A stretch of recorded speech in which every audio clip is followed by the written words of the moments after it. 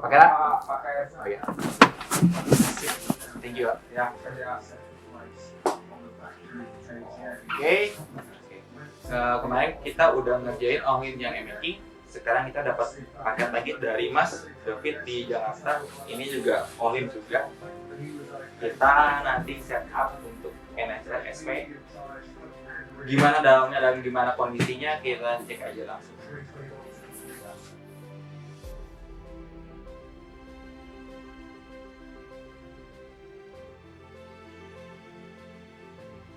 Oke, balik lagi sama kita Cikal Suspension. Tadi kita udah nerima paketnya. Ini barangnya, jadi ini punya Mas David. Sejatinya sih ini shocknya tuh untuk Ninja RR, cuma dia penggunanya untuk NSR SP. Dia punya bobot 87 kilo. Solo riding jarang dipakai boncengan karena pacarnya suka komplain kalau rambutnya bau asap. Tapi NSR SP itu siapa sih yang nggak mau punya NSR SP zaman sekarang? Itu salah satu motor langka, punya Sultan, punya harga secondnya udah di atas 100 juta. Jadi ya wajar banget kalau dia pakai Ohlins. Ini udah pilihan yang paling benar. Tapi berhubung Ohlins untuk NSR SP itu langka, jadi dia disubstitusi dari Ninja RR. Untuk tingginya sih sama 255 mili atau 25,5 cm.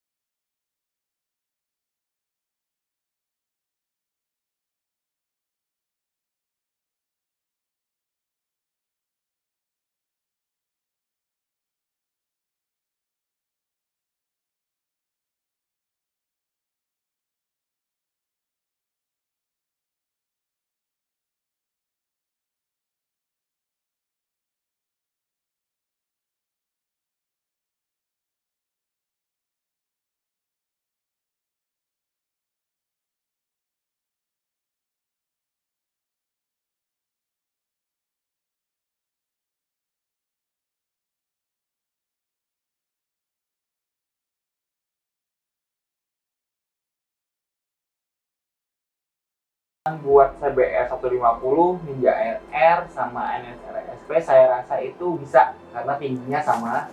Dia punya tinggi 255 mm atau 25,5 cm eye to eye-nya. Cuman yang jadi masalah itu di SIM-nya, atau ya ini SIM-nya. Ini SIM rebound, ini kompresi. Jadi per dua bagian ini rebound, ini kompresi, dia sama jumlah SIM-nya ternyata. Ini 12, 12, 12, 12, 12. Ini dari SIM semuanya. Yang kecil ini yang dikompresi dia ada 3, sedangkan di rebound cuma ada 1. Nah, terus bedanya itu dari ketebalannya. Tebalannya ternyata lebih tebal yang punya rebound. Kalau bisa dilihat, kita ukur dulu. Ketebalannya ternyata 0,33 untuk rebound ya. Sedangkan buat yang kompresi itu cuman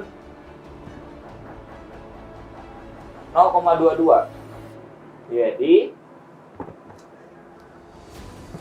untuk SIM-nya itu dia lebih tebal, Ridwan, yang berarti proses ribolnya tuh lebih berat dibanding kompresi. Soalnya kan kompresinya dia tuh tipis cuma 0,2, sedangkan ini lebih tebal 0,1, otomatis ribolnya kalau seri HO 177 itu dia lebih hard lah, dia lebih ngunci. Nah, berhubung ini nanti pemakainya buat NSR SP yang single arm atau Pro Arm, berarti nanti saya nambahnya mungkin oh ya, berhubung si ownernya juga beratnya lumayan 87 kilo, berarti ya nanti saya kasih mungkin di kompresinya 3, sedangkan di Ridwan dia cuma 2 piece doang. Tapi saya nggak merubah di base layer atau permukaan awalnya, nggak, saya taruh di mid-nya di tengah. Jadi ini udah saya siapin, tebalnya juga yang buat Ridwan saya cuma kasih 0,2, ini 0,2, ini 1,6 ternyata. Ya, ini lebih tipis, berarti lebih elastis sedikit. Posisinya saya taruh di sini. Ini ribbon ya. Dan yang ini di sini.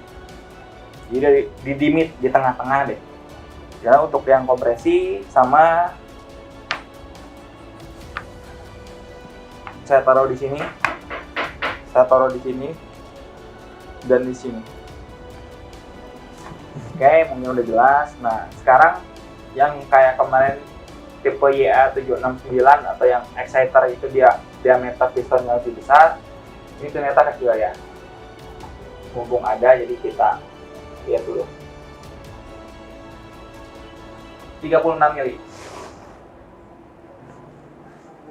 diameter pistonnya, sedangkan AC-nya pun sama. Ini 14 mili. Otomatis ini lebih kecil dibanding yang Ohlin kemarin kita bongkar.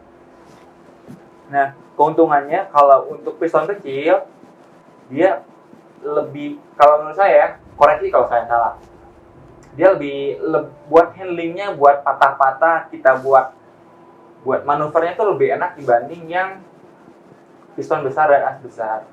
Kalau piston besar dan as besar itu dia lebih kaku sebenarnya, dia lebih stiff. Jadi begitu untuk handlingnya tuh bisa dibilang dia buat kayak tikungan-tikungan jauh itu bisa. Tapi kalau misalkan patah-patah, kita sering jalak belok, terus kalau masuk ke sirkuit permanen mungkin piston kecil kurang cocok, kayak sentul besar kurang cocok, karena dia benar-benar butuh yang namanya rigid.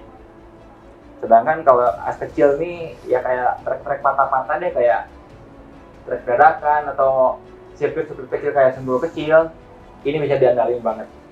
Tapi ya balik lagi ke salah setupnya kita. Terus ada satu yang baru saya nemu selama ngebongkar Ohlin. Ternyata di nozzle ribbonnya, di nozzle-nya ini dia ada per ternyata di dalamnya. Beda dengan nozzle yang lain yang biasanya begitu nozzle dia cuma bolong biasa. Di sini ternyata ada per. Kalau bisa dilihat, kalau kelihatan ini ya, dia ngeper, ada pernya, tahu ada springnya. Mungkin kalau saya pikir-pikir sih mungkin dia buat pecah flow oli atau aliran oli, dan juga mungkin dia begitu proses kompres si par ini dia turun sedikit, kayaknya dia turun karena ada tekanan kan, dia turun, baru posisi olinya mungkin masuknya bisa banyak. Belum tahu juga ya saya, karena saya baru nemu hal yang kayak gini. Nanti coba saya searching lagi di websitenya Ohlin ini fungsinya apa, tapi yang jelas saya baru nemu nozzle kayak gini. Tapi ini bagus loh, jadi kelihatan lebih mahalnya. Jadi Anda beli 8 juta atau 10 juta dari Ohlin itu ya worth it, karena ini ada beda. Oke, kalau gitu ya selebihnya nggak ada yang aneh lagi deh, sama aja standar. Ini klik kompresinya juga dia sama kayak yang lain, kayak Ohlin lain sama. Susunannya pun sama, dia 1, 2, 3, 4, 5 layer atau 5 susunan, sama aja. Ini dia stopper buat nurunin tingginya. Jadi kalau misalkan tingginya mau ditinggiin lagi bisa, cukup diambil ini aja. Ini nilon bahannya atau plastik, Tapi kalau mau dipendekin bisa pakai kayak gini. Stopper ini tebalnya lumayan lah, 1 cm mungkin. Ya, 10 mili atau 1 cm.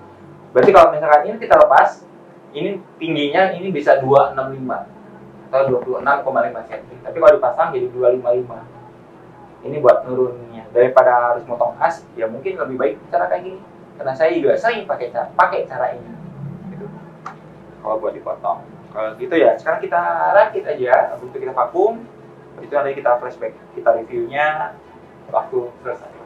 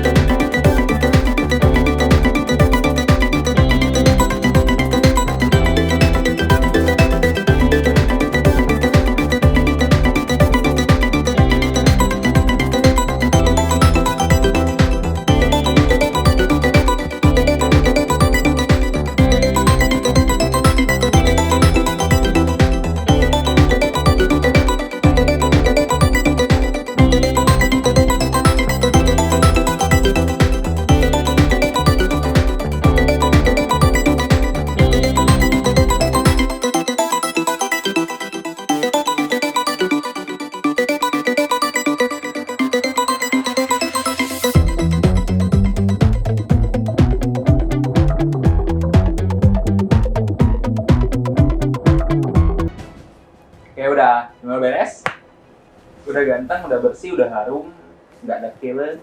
Tapi memang awalnya juga udah nggak dekil, jadi lebih semangat dianya ini bersih. Tinggal kita masang springnya doang.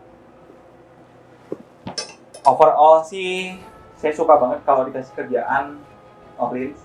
Ini suka banget karena satu, dia buat running time atau pengerjaan waktu pengerjaan itu lebih cepat, lebih simpel, nggak ribet juga. Kalau kondisi sih ini bisa dibilang ya 100% working so good lah, nggak ada masalah. Keren banget shopnya. Ini tipe HO 711 dari CBR 150 buat ke NSRSP dengan perubahan tadi, nambahin SIM di kompresi 3 dan tribonnya cuma 2. Ownernya Mas David itu beratnya 87 kilo dan dia sering solo riding, jadi agak saya nggak dipasin ya buat dia, bukan buat lentingan sih. Kalau ini kan tipenya double click ya, dia klik kompresi dan tribon.